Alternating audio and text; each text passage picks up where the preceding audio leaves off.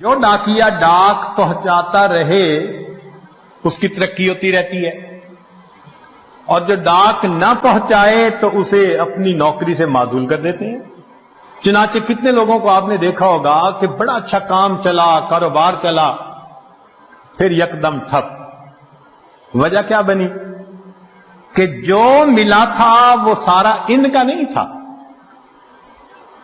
उसमें अल्लाह के लिए खर्च करना था, मिस्कीनों पर, बेवाओं पर, तलबा पर, दीन के रास्ते में, फलाही कामों में। खजाने के सांप बनकर बैठ गए।